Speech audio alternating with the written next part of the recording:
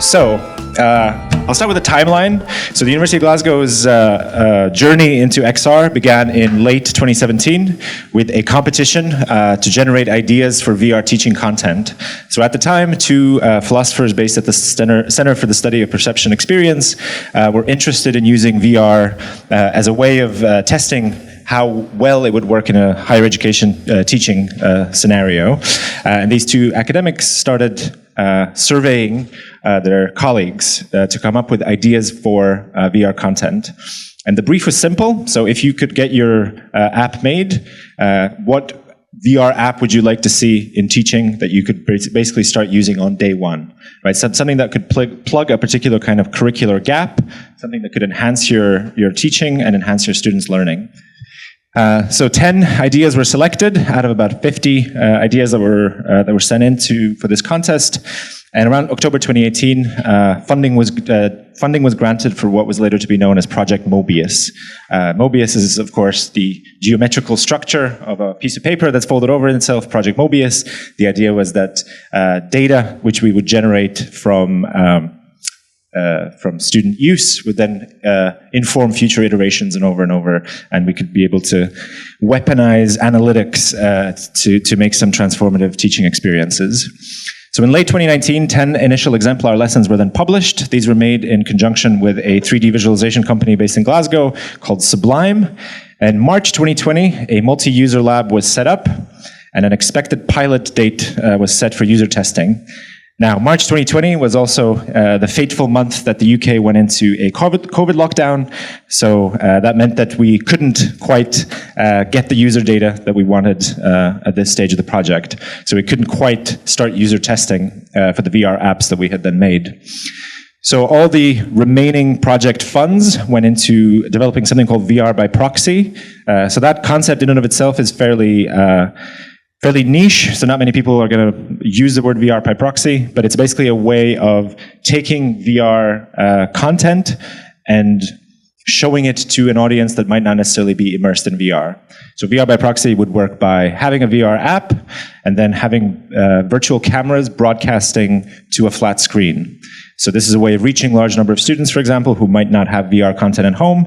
And because the University of Glasgow had to move all of its teaching to distance learning at this point, this was a way for us to still use our apps, but we wouldn't be able to give students the full XR affordances at this time, right? So no immersion, no embodiment, no sort of perspectival role taking and so on, but you'd still get some of the benefits of VR, right? You'd still get the kind of the visualization aspect. You could have a teacher take apart a 3D model in front of them and so on. So there's still some of the VR benefits. So this is what we had to live with during COVID.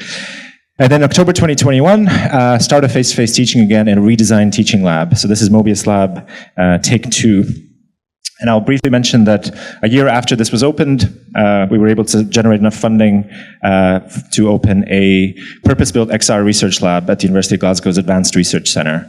And we were using the success of the teaching lab as a way to generate further interest in XR research on campus. And this worked so well that over the next couple of years, we were able to secure a lot more grant funding for various XR initiatives on campus.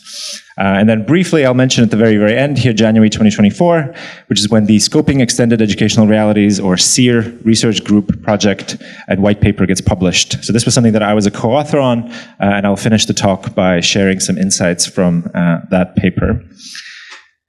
So, Project Mobius. So the aim of Project Mobius was to investigate the transformative potential of VR on teaching and learning, and to develop a scalable platform for other institutions to adopt. So this was very much a kind of an entrepreneurial project at the very heart of it, as well as a research project. And there was a specific practical problem to overcome here, which a lot of institutions face and are facing to this day, is that without a clear use case for technology, institutional buy-in is hard to get for using that technology. Right? You can't go to your university administration and say, hey, we would like to spend £100,000 on a particular kind of technological intervention, but we don't have a clear use case for it, right? You will be laughed out of the room. But without the necessary technology for people to tinker with, to experiment, to come up with use cases, it's difficult to then formulate a use case without it, right? So there's a kind of a chicken and egg situation, or a vicious circle. So Project Mobius was very much set up to overcome both of these problems at the same time. So it was able to generate a lot of high quality learning content that staff at the University of Glasgow could use on day one, while also providing the kind of technological infrastructure and the space for which to use it. So both of those things admitted at the same time. Funding was received from Innovate UK. This is a UK-wide research funding agency that goes through UKRI, which is research and investment. And the output for this project was 10 exemplar VR lessons that we still use to this day in teaching, as well as the Edify platform, which is what enables VR by proxy. It also enables teachers to author their own VR experiences. And, of course, the Mobius Teaching Lab, which I'm going to talk about in depth in a minute. So these are the VR lessons. So this was from the very get-go an interdisciplinary approach. So out of the 50 or so ideas that were submitted to the ideas competition, 10 were selected to represent various different sectors of teaching, various fields.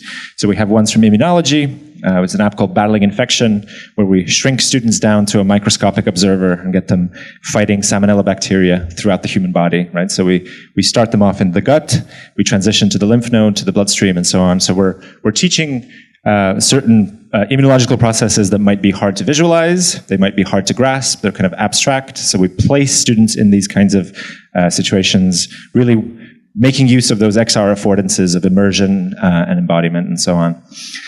We have another app worth mentioning. Well, they're all worth mentioning, but one of the app that we use the most of is Disease Diagnostics Lab. So all level 3 molecular methods students at the University of Glasgow have to do a qPCR test on a Zika virus at one point in their education. So they get sent to a research lab where they have to perform a series of tasks. And in the last couple of years, since Mobius Lab has been open, we've been giving them the chance to do this lab in a virtual scenario. So it's based on the exact physical lab, it's the exact same equipment, but instead of, being there and potentially wasting a lot of reagents and making a mess of things and so on, we have them do a dry run in VR. And I'll mention later, we found this to massively increase student confidence and student readiness to undertake this task. We've got philosophy, which is my background, represented here in a trolley problem case. If anyone's heard of that, this is a very gruesome thought experiment that involves pondering the difference between killing one person and letting 5 people die. So VR is a way of testing some of those intuitions, because you might think in the abstract that you might be capable of a particular action, but then once the stakes are raised a little higher, you might reconsider. And there's some other apps that are represented there. Seeing data landscapes is a way to visualize 3D data.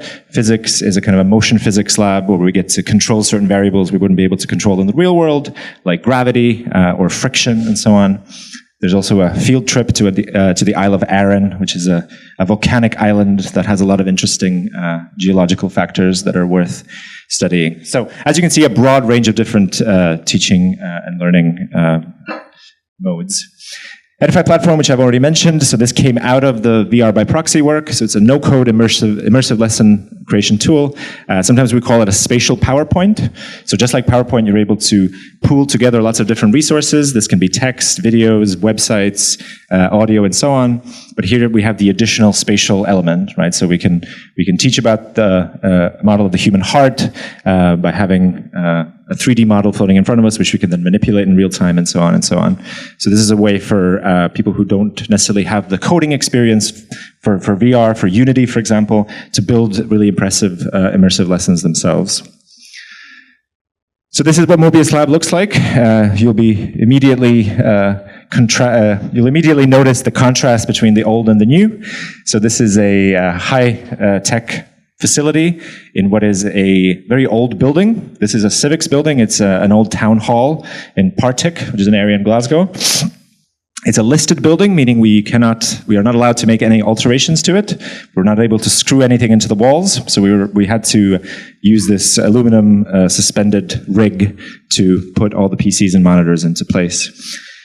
So this is the technical specification of the lab. So we have a 12 meter by 12 meter space, which is made up of 15 individual PC VR stations. And that each station consists of a high-end PC with a dedicated graphics card. So these used to be Quadro P5000s, and recently we got some money to refit. So they are now fitted with RTX 4090s, which is the best graphics card that you can possibly get for the time being. It also comes with a monitor, so where the virtual world of the user is immediately mirrored into the monitor. We find this is essential for classroom management. It's essential for being able to anticipate particular problems that a student might face. Pardon me. And we have a VR headset tethered via USB-C cable and a mat to demarcate a boundary, which is useful for health and safety, as well as UVC clean boxes for sanitation. So we have hundreds of students come through the lab a week. We have to use these sanitization stations to make sure that the headsets are safe to share, especially in light of COVID. So those are the physical things. Alongside, we have an onboarding procedure and a troubleshooting procedure. We talk about things like cyber sickness. We talk about health and safety and so on. We try to manage people's expectations. We try to really onboard them in a safe way. But the rest is adaptable for each specific class. So that's very key here, is that we use this teaching lab for lots of different types of teaching. So it's really up to the staff using it to decide how to contextualize this, if they want to have a pre-lab or a post-lab activity, whether they want to have discussions, whether they want to just send people straight into the VR, or how to do this. So these are all questions to be decided by each individual person using the lab. Mobius Lab 2 was a failed experiment where we tried to come up with a flexible pop-up standalone VR lab. This was meant to coincide with the first Mobius Lab, and there were hardware and software limitations that at the time, and I should emphasize at the time, meant that this deployment had to be scrapped. So this was a standalone lab in the sense of using standalone headsets without any PC VR. Which we quickly realized is a massive classroom management issue. And I'm sure by this point, a lot of people will have solved this. I think Meta have recently come up with a much better MDM, for example, to do things like multicasting and synchronizing apps. But at the time in 2021, we came up to this problem where we realized that managing a classroom of standalone headsets is quite difficult. We also didn't have VR content that would be quite suitable for this. More development time would have had to gone in for the specific apps that we made, which were PC VR, to be turned into standalone apps. So we kind of scrapped this, but still worth noting. But then some of those ideas were then reused in our research lab, which is ARC-XR. ARC stands for Advanced Research Center. So the technology did catch up with our ideas later, so we were able to have a kind of a standalone pop-up lab. So we don't use this for teaching, we use it for research. So here are two different data collection activities from research projects recently. So this is a completely agile lab, right? So we don't have the 15 stations, we don't have any boundary demarcations. This is just a large room that can be used for any kind of research project as it comes up. So, some utilization stats from our teaching lab. So in the first year of being open, we were able to serve 900 students across 19 distinct courses. The year after that, we saw 1,300 students across 24 distinct courses. And then in the current year, which is the current teaching semester is about to finish at the University of Glasgow, we're expecting to see about 1,800 students across 27 distinct courses. So we're very much steadily growing the remit. This is a bit of an uphill battle because a lot of curricula haven't changed in some years, and we are trying to work against. In many ways, we are not a very visible part of the university, right? So not many people know that we exist. So we're trying to make our use case a lot more visible and a lot more accessible for staff. So we run a lot of workshops to try to get interest generated. And additionally, we've also been we've been a place for student-led VR projects where students have come in to develop things in Unity. We've done outreach events with schools who have been interested in using VR for teaching but don't have a place to start yet, so we kind of bring them in and show them how to do it. We've also hosted hackathons and public engagement events. So this is very much a work in progress that's still unfolding to this day, and we're trying to recruit more and more interest from the university. We're basically telling them, here's this central resource that we spent years working out, and it could benefit your teaching, so we try to encourage its use. I'll briefly mention utilization by college. So colleges are the units of division in the university. The vast majority of about 2/3 has come from MVLS. Sorry, I changed the slides last minute, but I didn't change it here. MVLS stands for Medicine, Veterinary Medicine, and Life Sciences. So this has been the biggest appetite for using VR and teaching in our university has come from these subject areas. Now, this could be because the specific apps that were made for these subjects happened to be better. Maybe it came because there was more appetite in general by the teaching staff in this field. We're not quite sure yet, but this has been an artifact of the data, is that it's massively dominated by the life sciences. And you'll see arts over there at 7%. These have mostly been cultural heritage colleagues and some philosophy colleagues. So here are some findings. So one caveat I should mention before I dive into the findings is that because of the COVID-19 delay, it did mean that we weren't able to start collecting data until much, much later, by which point the research project had already finished receiving funding, because the final batch of funding went into developing VR by proxy. So the figures that we're seeing here are only coming out in the last couple of years, and they're still ongoing. So for example, we found a pilot in the medical students found that 89% of students surveyed reported having enhanced understanding of immunological processes, and 80% found it engaging. Similarly, we have, I keep bumping into this mic. Similarly, we have students reporting to find it easier time visualizing certain complicated topics than using traditional lectures. And there's an under review paper currently, I can't remember the journal, but it's found significant increase in molecular method students' preparedness and confidence in doing the qPCR tests. So this was the app that I mentioned previously, where students get a dry run of a qPCR test in virtual reality, and then they go in feeling a lot more confident. So this is a success case from our point of view. Anecdotally, we find that there's a lot of great enthusiasm from students who routinely ask for more VR content. So sometimes we have to disappoint them because VR content is very difficult and expensive to produce, and so far we've not gone the off-the-shelf route. We've gone with things that have been authored at university rather than bought on stores. And anecdotally, we've also experienced some initial institutional pushback from university management. So this has been to do with the costs of running the facility. This has been assuaged in recent years, as I mentioned in the timeline. We've been able to generate quite a lot of grant funding for XR research projects that could not have been generated if we didn't have dedicated XR research and teaching labs. So this has helped to assuage some of the worries that university management have about the cost of operating this facility. Some outstanding questions that we still need to address. Are VR teaching interventions more effective at achieving specific learning outcomes than control? This is a difficult thing for us to do at the moment because the way that we have incorporated the teaching lab into university teaching is that it is, we are not recruiting student participants to come run the studies, right? So this is part of their live teaching. And it's quite difficult to get ethics permissions for sort of differential treatment of students.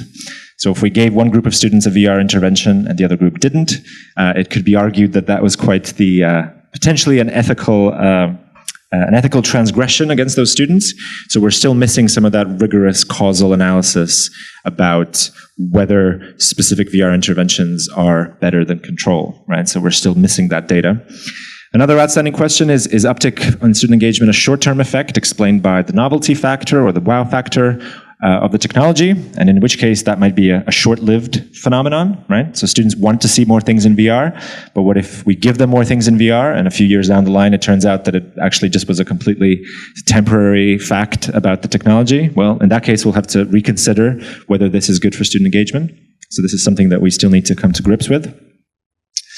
So these are the two papers that I was recently co-author on that I mentioned earlier, part of the Scoping Extended Educational Realities, or SEER research group.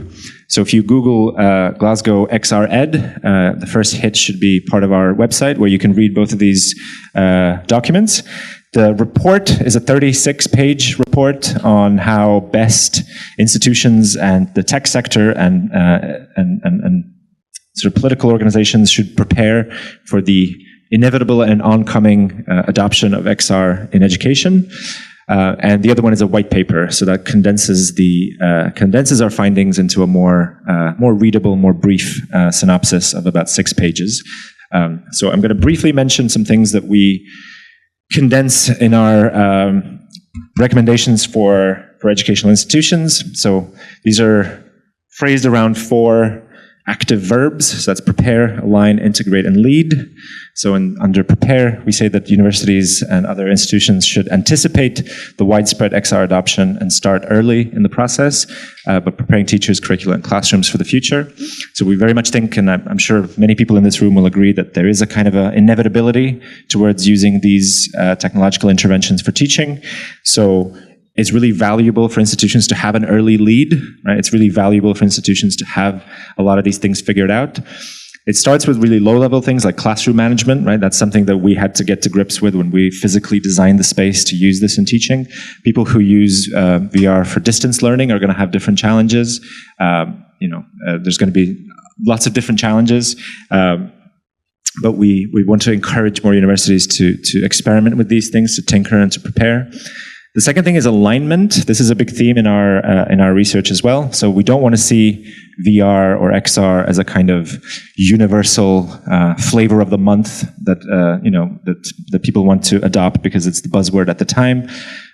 There will be many instances in which XR might not be the preferred method for teaching, and that's okay, right? There'll be plenty of examples where a YouTube video can do a better job, or a traditional lecture, or a physical piece of media. So not every single bit of teaching will have to incorporate XR, but where it does need to be incorporated is where there is alignment between the XR affordances, things like embodiment, perspective taking, empathy, and so on, where there's alignment between those things and the intended learning outcomes, right? So we want institutions to be able to figure out what it is about XR that enhances our teaching and our learning, and then really weaponize that by coming up with good use cases. The next thing is to integrate. So we'd like to see universities develop techniques for transitioning in and out of XR within lessons and integrate this technology into practice in an inclusive way. So for example, there's a lot of friction in the way that we currently transition from non-VR teaching to VR teaching. Part of that friction comes from the fact that we have to use a dedicated facility for VR teaching, right? This is not just a matter of using regular teaching classrooms to then bring out XR headsets on for people. So in the future, these things are going to change based on technology, but we also need to figure out a way to do that in an inclusive and accessible way so that students are sort of empowered rather than left behind. And then the last one is a bit cheesy, but we encourage educators, so education practitioners, to really lead the conversation here. So we are the people, the people who use VR for teaching, people who use XR for teaching are the ones that know best here. And we're the ones who need to be shaping the conversation. That includes the conversation with policymakers. That includes the conversation with the tech sector. Pardon me. So very often the tech sector don't actually know how to build an XR apt product. They don't know what are the stumbling blocks, what are the classroom management issues, what are the things that just make institutional rollout inaccessible. I was having some conversations with folk over lunch about how the Meta Quest, for example, when it first rolled out, you had to use a Facebook login to log in. That's completely bonkers because that means that institutions can't use it, right? So that's something they learned over the years, and now the Quest for Business platform doesn't require Facebook logins anymore. But it's things like that, right? So it's things like that where educators are going to have the upper hand, and they should have the upper hand, and they should be leading the conversation towards better, more responsible, and more efficient adoption of XR in education. That is my talk. Thank you so much for listening. I'll pass over to